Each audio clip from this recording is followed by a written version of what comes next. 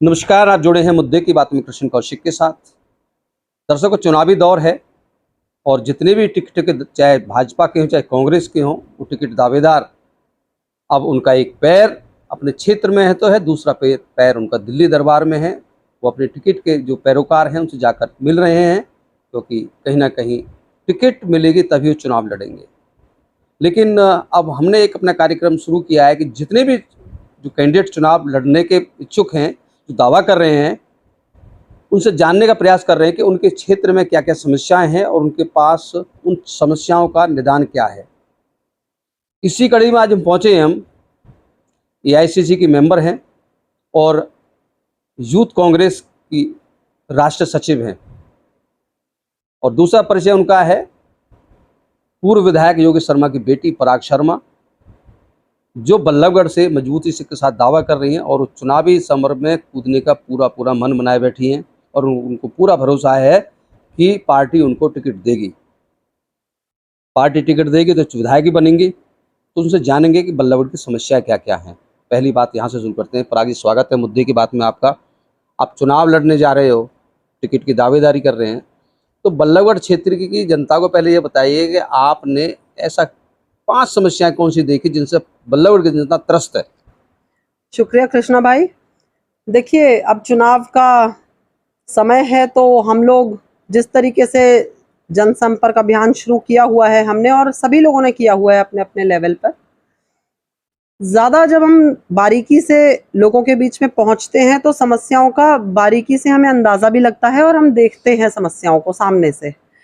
देखिए, बल्लभगढ़ में और पूरे फरीदाबाद में मैं बात करूं तो खास तौर पर बल्लभगढ़ की बात करते हैं। भारतीय जनता पार्टी के राज में 10 साल में इनकी सरकार में जितना भ्रष्टाचार भारतीय जनता पार्टी ने चरम पर भ्रष्टाचार को पहुंचाया है, उतना शायद ही कभी इतिहास में भ्रष्टाचार रहा होगा।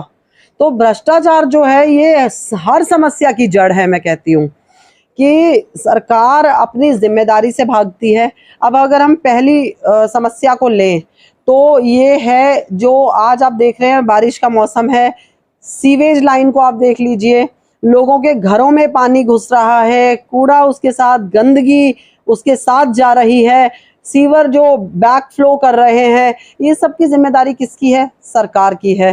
पहली बात है कि सरकार क्यों नहीं अपना सिस्टम दुरुस्त करती जब उन्हें पता है कि मॉनसून आने वाला है। तो उससे पहले सीवेज की ज़्यादा सफाई होनी चाहिए, गहराई से सफाई होनी चाहिए और मशीन्स के द्वारा होनी चाहिए। देखिए, ये जो हम लोग जो हमारे जो सफाई कर्मचारी भाई होते हैं उनको मैनहोल्स में ये जो सफाई के लिए भेजते हैं, ये बहुत गलत है और इस पे हम लोग इसके खिलाफ हैं और पूरी तरह से इस पे कांग्रेस सरकार आने पे प्रतिबंध भी लगाया जाएगा। तो दूसरी बात आती है, आप देख रहे हैं कि खुले जहाँ पे सांड घूमते हैं, गायें घूम रही हैं और ये कई बार एक्सीडेंट का भी वजह बन जाते हैं। ये बहुत बड़ी समस्या बन के आती है। कहीं ये सब्जी मंडी में घुस जाते हैं, महिलाओं पर अटैक हो जाता है, कहीं ये ऐसे हमारे राह चलते राहगीरों पे, भाइयों पे अटैक हो जाता है, ये आपस में लड़ने लग जाते हैं, जो बहुत घातक सिद्ध होता है। देखिए, इनके लिए सरकार को कुछ ना कुछ करते हुए, कम से कम सरकारी ज़मीन में इनके लिए चारदीवारी करते हुए ज़मीन अलॉट करनी चाहिए। और जहाँ तक जनता की बात है तो गौ सेवा के लिए, पशु सेवा के लिए लोग बहुत आगे आते हैं, बहुत चैरिटी होती है और इनको चारा तो खुद गवर्नमेंट के थ्रू हमारे लोग ही पहुंचा देंगे। बहुत जनता है सेवा के लिए तत्पर, काम तो करे सरकार। तीसरी बात अगर हम करें तो देखिए, छोटे बच्चे बहुत मुफलिसी में जो परिवार जी रहे हैं, गरीबी में जो परिवार जी रहे हैं, कई बार उनके बच्चे मजबूरी में बाल मजदूरी करते आपको नजर आएंगे। तो देखिए, उनकी शिक्षा का जिम्मा किसका है? हमारी सरकार का है। लेकिन सरकार के लिए ये मुद्दे कहीं मायने ही नहीं रखते। ये तो हम लोग जब गलियों में घूमते हैं और इस तरह के बच्चों को देखते हैं, हमारा दिल पसीजता है और हम खुद अपने लेवल पे, चाहे हम विपक्ष में हैं, आज हमारी कोशिश रहती है कि हम इस तरह के बच्चों का एडमिशन करा सकें, उनकी मदद कर सकें। अगर हम शिक्षा के क्षेत्र में बड़े बच्चों की बात करें तो हमारी सरकार को जितने भी बच्चे हमारे बल्लभगढ़ के हैं, हमारे इलाके के हैं, तो अगर कोई बच्चे अपनी शिक्षा की फीस को अफोर्ड नहीं कर सकते, जो कोचिंग लेना चाहते हैं, चाहे अगर वो मेरिटोरियस बच्चे हैं, तो मुझे लगता है कि सरकार को अपने फंड्स के माध्यम से उन्हें मदद करनी चाहिए, उन्हें फ्री शिक्षा देनी चाहिए, ताकि वो भी जो बड़े घरों के बच्चे हैं उनकी तरह वो भी डॉक्टर, इंजीनियर, IAS, IPS बन सकें, लेकिन उसके लिए सरकार को आगे आना पड़ेगा।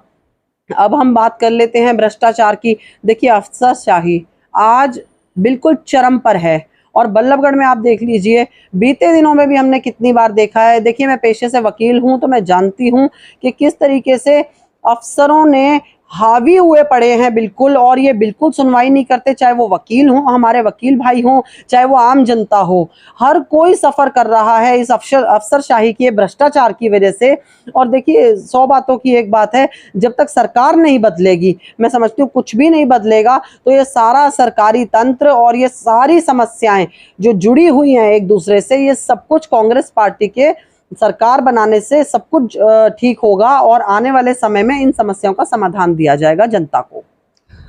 पराग जी, आप विधायक बनती हैं तो ये जनता उम्मीद करे कि बल्लभगढ़ कचरा मुक्त होगा, सीवर लाइन साफ होंगी और शुद्ध पेयजल जनता को मिलेगा।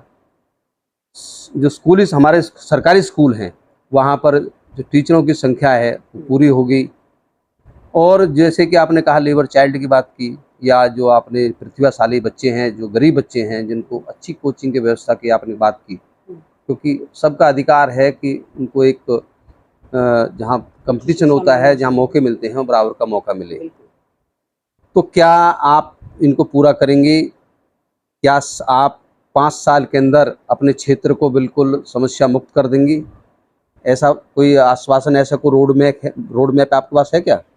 देखिए, मैंने आपको बल्लभगढ़ की समस्याएं बताई हैं, तो साथ साथ उनका समाधान भी बताया है। और देखिए, जब कोई व्यक्ति सरकार का जनप्रतिनिधि बनता है और सरकार में आता है, तो उसके पास पूरी टीम भी होती है, सरकार भी अपने ऑफिसर्स को बिठाती है। देखिए, मेन चीज़ ये होनी चाहिए कि आप जिस तबके की बात कर रहे हैं, जिस तबके की वकालत कर रहे हैं, आप उनके भी बाशिंदों को अपने साथ लें। ऐसा नहीं होता कि मैं तो उस समस्या से गुजर ही नहीं रही, मुझे क्या पता है कि उस समस्या से गुजरने वालों की हालत क्या होती है। देखिए, आप जब जनता के बीच में बैठते हैं, आपको पता है, जब बात आए युवाओं की, आप युवाओं को साथ बिठाइए ना। समस्या जब आप गाय की या जो आवारा पशु, खुले पशु घूमते हैं, तो आप गौशाला वालों से बात कीजिए ना, देखिए समाधान निकलेगा। तो हर चीज़ का समाधान होता है, नेक नियत होनी चाहिए। और इसी वजह से आधी तो समस्याएं इसलिए नहीं पूरी हो पाती, खत्म हो पाती कि लोगों की नियत नहीं है जनप्रतिनिधियों की काम करने की। हम नेक नियत से काम करेंगे, लोगों को साथ लेके काम करेंगे, इंक्लूसिव अप्रोच के साथ काम करेंगे और हम जरूर सफल होंगे। पराग जी, एक बड़ा व्यक्तिगत सवाल है। जो मौजूदा विधायक बल्लभगढ़ के हैं मूलचंद शर्मा, सतपुरा गांव से हैं, आप भी सतपुरा गांव से हैं, और मूलचंद शर्मा जी नाते में आपके दादाजी लगते हैं। उधर कांग्रेस ने आपको टिकट दे दी, उधर से भाजपा ने मूलचंद शर्मा जी को टिकट देगी, तो दादा पोती मैदान में होंगे और वहाँ तो फिर आपको उनके खिलाफ बोलना पड़ेगा। तो क्या किस तरह से उस चीज़ को मैनेज करेंगे आप? देखिए, रिश्ते हमेशा राजनीति से बड़े रहते हैं, रिश्तों का हमेशा रिश्ते की तरह ही सम्मान रहता है। और जहाँ तक बात है मेरे कांग्रेस के उम्मीदवार बनने की, तो अगर पार्टी मुझे बल्लभगढ़ से कांग्रेस के कैंडिडेट के रूप में उतारती है, अपना चेहरा बनाती है, तो मेरी लड़ाई पंडित मूलचंद शर्मा से नहीं रहेगी, मेरी लड़ाई भारतीय जनता पार्टी के विधायक से रहेगी, जनप्रतिनिधि से रहेगी और बल्लभगढ़ की जनता के लिए रहेगी कि भाई उनका जो दायित्व बनता था पिछले 10 साल में, उसमें उन्होंने क्या किया है, और हम कांग्रेस पार्टी को अगर हम सत्ता में लेकर आते हैं तो हम जनता के लिए क्या करेंगे। धन्यवाद पराग जी। आप सुन रहे थे पराग शर्मा। उन्होंने अपने क्षेत्र बल्लभगढ़ की समस्याएं बताई और उनका निदान ही बताया। वो विधायक बनेंगे तो उनको कैसे कैसे पूरा करेंगे। और एक सवाल हमने व्यक्तिगत किया, क्योंकि मूलचंद शर्मा जी उनके नाते में दादाजी लगते हैं, वहाँ दादा पोती की तरह भी एक तौर पे मैदान में होंगी। तो वो भी उन्होंने बड़ी सफाई से जवाब दिया, क्योंकि राजनीतिक लोग हैं, बड़ी सफाई से निकल जाते हैं। तो उन्होंने ये जवाब दिया कि चुनाव में बोलेंगे तो मूलचंद शर्मा जी के खिलाफ नहीं, वो भाजपा के कैंडिडेट के खिलाफ बोलेंगे। राजनीतिक जवाब है अपने आप में, और कहीं ना कहीं चुनाव होता है तो खिलाफ बोलना पड़ता है। खैर, उम्मीद करते हैं पराग शर्मा को पार्टी की टिकट दे और वो विधायक बने, और जैसा दावा उन्होंने किया है बल्लभगढ़ को समस्या मुक्त बनाएं। और ये भी देखेंगे कि दादा पोती के बीच में कैसा रोचक मुकाबला होता है। आप जुड़े हुए थे मुद्दे की बात में कृष्ण कौशिक के साथ। किसी और राजनीतिक हस्ती के साथ फिर जोड़ेंगे आपको। हमारे साथ जुड़े रहने के लिए आपका बहुत बहुत धन्यवाद।